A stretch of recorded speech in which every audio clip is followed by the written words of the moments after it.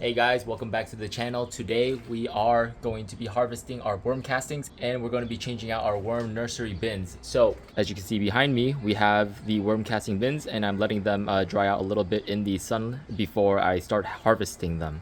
So for those of you that have been watching the channel, we are going to be sifting the worm nursery bin and we're going to be using a 1/4 inch mesh. So that's going to do is it's going to catch all of the adult worms and it's going to let all the bedding and the cocoons fall through to this bin here. And then we're going to put the worms into this one and we're going to freshen it up with some new bedding so they can get back to work. So let's get to it.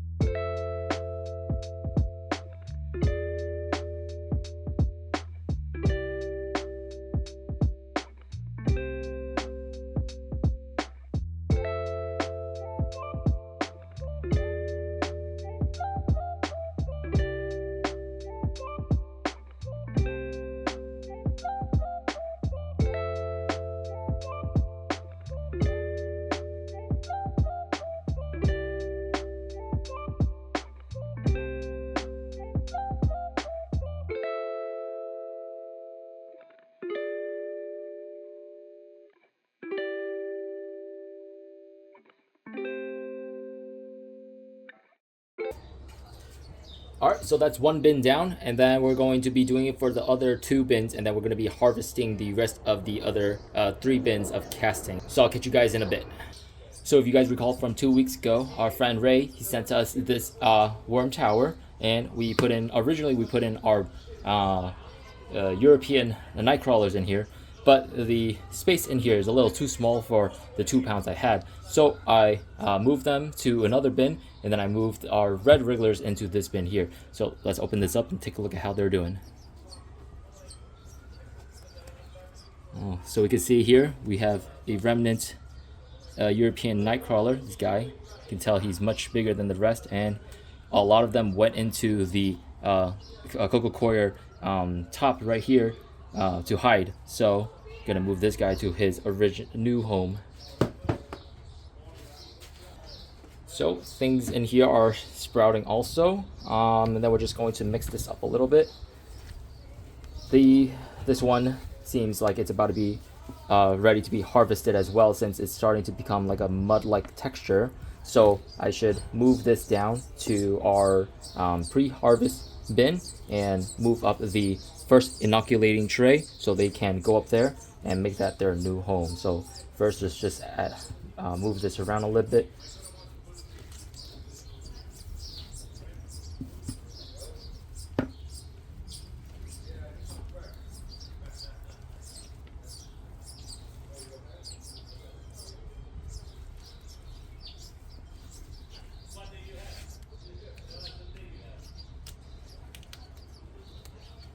So there's a lot of healthy red wrigglers in here. Now we're just going to move this around a bit.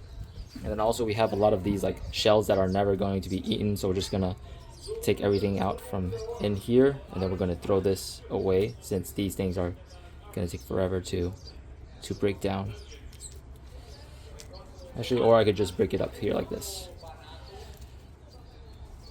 Yeah, that way they take up some less space.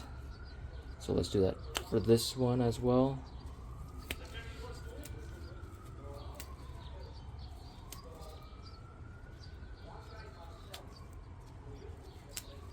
Eventually it'll be broken down, but just takes way too long. So we got a whole one in here. Let's see if the fruit is still inside. So we just gotta squeeze it like this. Okay, I can't do it. So this one is gonna go in the trash. Or, yeah, I can't do it. I thought eventually after 2 years in here it would start to break down, but no such luck. Alright, so we're not going to feed this tray, and the worm system tower idea that I got this from is from Vermicompost Learn by Doing. So I really like his system and I'm going to be trying it out. So pretty much what we're going to do is we're going to take the top feeding tray and we're going to move it down below to we're gonna move the first inoculating tray, which we can see already there's some worms down here, some worm activity. So we're gonna move that behind, and right here right below you can see our second inoculating tray, and there's nothing down here, and the cardboard is still dry. So what we're going to do is we're going to put our pre-harvest tray right here as the second level, and we're gonna move our first harvest tray, our top feeding tray, right on top, and we can see some worms already started coming down here. So we're just going to move this around, and the cardboard here is relatively still dry. Oh, we found some more European night crawlers. You could tell because these guys are much bigger and fatter than their red regular counterparts. So there's a couple of them down here still. We're just going to mix this up a little bit. Now these guys are really fat and juicy. Really good for fishing. Alright, so we got this top part agitated and it seems sufficiently moist, but we're going to start feeding them with some of our wet food. So again, what we're going to do is we're going to feed them the same way we feed all our other trays. So we're going to add the dry paper, our dry bedding. Then we're going to be adding some of the food. So right here we got a lot of bananas in here. And then we have a lot of strawberry tops, since again strawberry season. And there's a lot of juice on the bottom of my container here. So we're just going to pour that in. Increase the moisture in here a bit. And then add some of the eggshell grit, and we should be good to go. Just gonna cover it up now. And hopefully, as time goes by, the worms will come up and start to decompose and eat everything on this top feeding tray and move on from the pre-harvest tray. So thank you, Vermicompost Learn by Doing, on this wonderful feeding technique.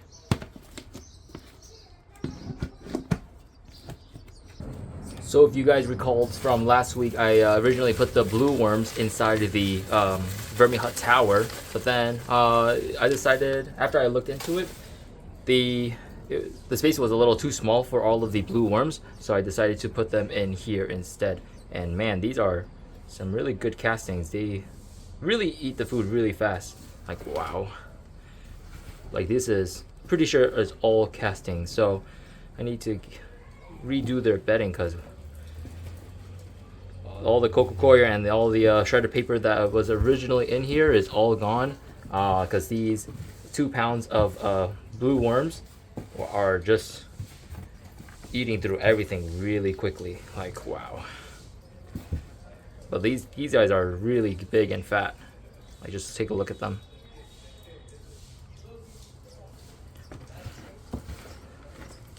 So what I'm going to probably do is I'm going to have to move half of these into another bin, since the density of the blue worms, I mean the European night crawlers, have I been saying blue worms? I meant European night crawlers, a little too densely populated in this single bin.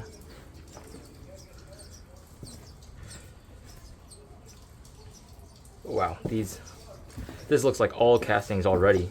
And it's been about 2 weeks since I put them in here.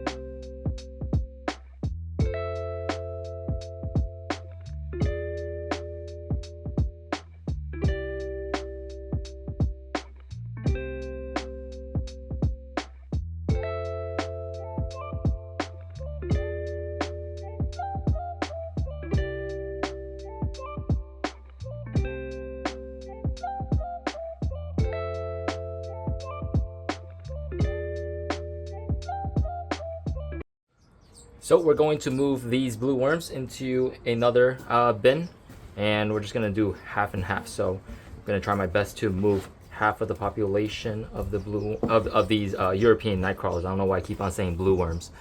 All right.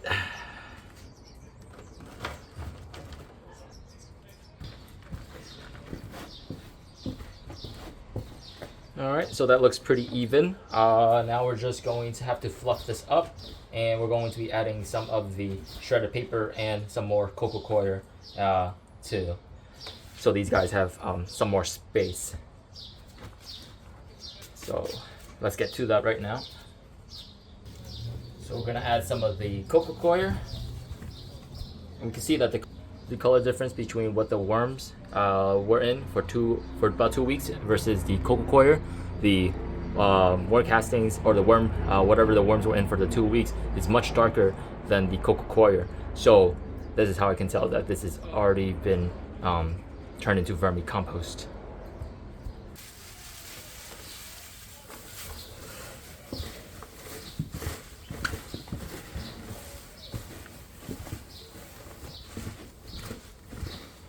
Alright, so we added the shredded paper and the coco coir, and this really fluffs it up.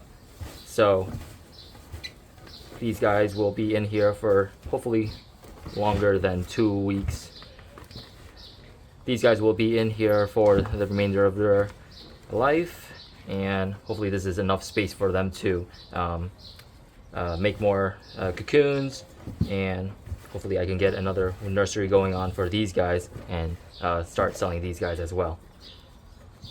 All right, and that is done. So now we're going to cover it back up and leave these guys be.